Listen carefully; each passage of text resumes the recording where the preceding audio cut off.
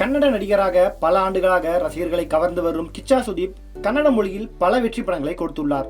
ஏராளமான ரசிகர்களுக்கு சொந்தக்காரராக உள்ள இவர் கன்னடத்தில் மட்டுமல்லாமல் தமிழ், தெலுங்கு உள்ளிட்ட மற்ற தென்னிந்திய மொழி படங்களிலும் அடுத்தடுத்து நடித்து வருகிறார்.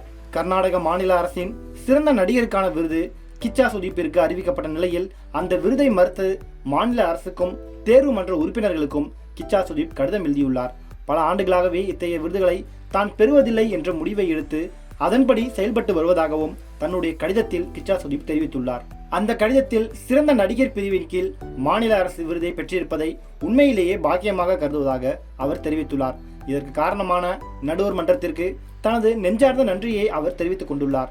ஆயினும் பல ஆண்டுகளாகவே விருதுகளை பெறுவதை தான் நிறுத்தியதாகவும் இன்றும் அந்த முடிவில் மிகவும் உறுதியாக இருப்பதாகவும் சுதீப் தெரிவித்துள்ளார். இந்த முடிவு தனிப்பட்ட காரணங்களுக்காக எடுக்கப்பட்டது என்று தெரிவித்துள்ள சுதீப், தங்களது நடிப்பில் முழு முயற்சியுடன் பணியாற்றும் பல தகுதியான நடிகர்கள் உள்ளதாகவும் அவர்களில் ஒருவர் இந்த விருதை பெறுவது தனக்கு மகிழ்ச்சியை தரும் என அவர் கூறியுள்ளார். மக்களை மகிழ்விப்பதற்கான தனது அர்ப்பணிப்பு எப்போதும் விருதுகளை எதிர்பார்க்காமல் இருந்து வருவதாகவும் கூறியுள்ள சுதீப், தான் தற்போது விருதை நிராகரிக்கும் முடிவை வெளிப்படுத்தியுள்ளதற்கு மாநில அரசிடமும் நடுவர் மன்ற உறுப்பினர்களிடமும் மன்னிப்பு கேட்டுக்கொள்வதாக அவர் தெரிவித்துள்ளார்.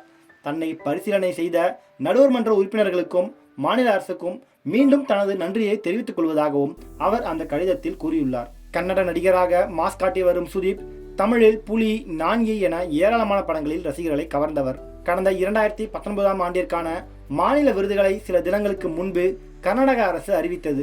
இதில் கடந்த 2019 ஆண்டில் வெளியாகி வரவேற்பு பெற்ற சுதீப்பின் பைல்வான் படத்திற்காக அவருக்கு சிறந்த நடிகருக்கான விருது அறிவிக்கப்பட்டது. இந்த நிலையில்தான் தற்போது அந்த விருதை நிராகரித்து அவரே தனது எக்ஸ் தளத்தில் பதிவிட்டுள்ளார்.